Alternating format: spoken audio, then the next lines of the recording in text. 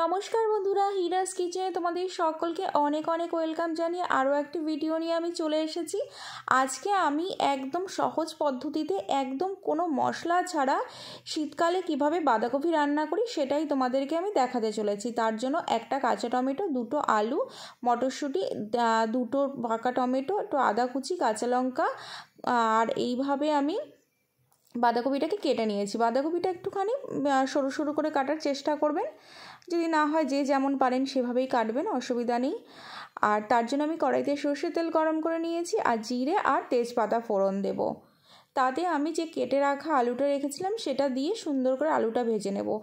এই তরকারিটা খুব তাড়াতাড়ি রান্না হয়ে যায় এবং কোনো মশলা ছাড়া আর খুবই ভালো লাগে।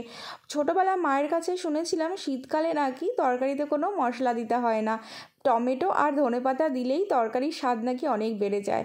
এবার আলুতে দেখুন আমি নুন আর হলুদ দিয়ে সুন্দর করে ভেজে নিলাম। আমিও সেইটাই চেষ্টা করি, শীতকালে কম মশলা দিয়ে তরকারি রান্নার চেষ্টা করি। একটু পাকা টমেটো আর ধনেপাতা দিলে কিন্তু সত্যি তরকারিটা খুবই ভালো হয়ে যায়। আর আদাটাকে আমি কিন্তু বেটে নিইনি, আদাটাকে আমি যে গ্রেটার আছে গ্রেটার দিয়ে গ্রেট করে রেখেছি। আর তারপরে আমি দিয়ে দেবো মটরশুঁটি। আলুগুলো সুন্দর করে ভেজে নিতে হবে কিন্তু। তারপরে আমি অ্যাড করে দেবো পাকা টমেটো, কাঁচা টমেটো এবং চিড়ে রাখা কাঁচা লঙ্কা। কাঁচা লঙ্কাটা অবশ্যই আপনারা আপনাদের স্বাদ মতন দেবেন, যে যেমন ঝাল খান। আর কাঁচা টমেটো দিলে কি হয়, একটু হালকা টকটক হয়, এটা কিন্তু খেতে ভালো লাগে। কাঁচা পাকা টমেটো দুটোই দেবেন। আর যদি না থাকে তাহলে পাকা টমেটোটা দেবেন, কোনো ব্যাপার নেই, অপশনাল ওটা, কিন্তু দিলে এটার স্বাদটা কিন্তু অনেক বেশি বেড়ে যায়। আর একটু হলুদ দিয়ে দেবো আমি, দিয়ে একটু ভালো করে কষিয়ে নেব। তারপরে হচ্ছে গিয়ে যে কুচিয়ে রাখা বাঁধাকপিটা সেটা অ্যাড করে দিলাম। আপনারা দেখতেই পেলেন আমি সামান্য এইটুকুই মশলা ব্যবহার করব, আর কোনো মশলা কিন্তু আমি এখানে ব্যবহার করব না। কিন্তু স্বাদে গুণে কোনো কিছুতেই কম হবে না। আপনারা দেখতেই পারবেন কত সুন্দর এটা দেখতে হচ্ছে, তা দেখেই বুঝতে পারবেন এটা খেতে কতটা সুন্দর হয়েছিল। এখন আমি সাবধানে বাঁধাকপিটাকে নেড়ে চেড়ে এইভাবে মিশিয়ে নেব মশলার সঙ্গে, আস্তে আস্তে এটা নরম হয়ে যাবে। বাঁধাকপিটাকে এরকম পাতলা পাতলা করে কাটলে কিন্তু খুব তাড়াতাড়ি গলে যায় এবং খেতেও কিন্তু বেশি ভালো লাগে, দেখতেও কিন্তু বেশ ভালো লাগে।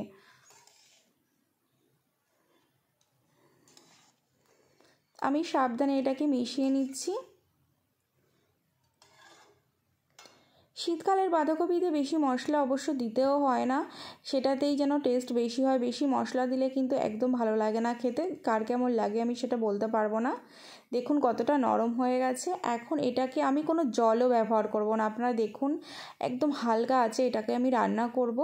এটাকে এবার ঢেকে দেবো, নিচের থেকে যখন একটু জল ছেড়েছে সেটাতেই ও সিদ্ধ হবে। টমেটোটার থেকে কিন্তু হালকা জল বেরোচ্ছে, সেটাতে কিন্তু সিদ্ধ হয়ে যাবে আলু টমেটো বাঁধাকপি সমস্তটাই। একটু নেড়ে চেড়ে আমি আবারও ঢেকে দেবো এটাকে।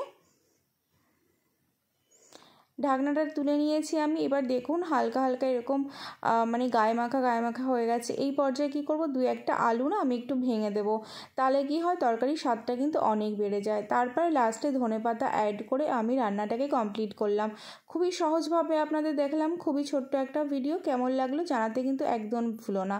আর যদি ভালো লাগে তাহলে অবশ্যই আমার চ্যানেলটিকে সাবস্ক্রাইব অবশ্যই করে দেবেন, আর পাশে থাকা বেল আইকনটি প্রেস করতে ভুলো না, তাহলে আমি যখনই ভিডিও পোস্ট করব আপনাদের কাছে খুবই সহজে নোটিফিকেশান পৌঁছে যাবে। কেমন লাগলো অবশ্যই জানিও। আজকের মতন এখানেই বিদায় নিচ্ছি। ভালো থাকবেন, সুস্থ থাকবেন, আবার ফিরে আসবো নতুন কোনো ভিডিওর সঙ্গে।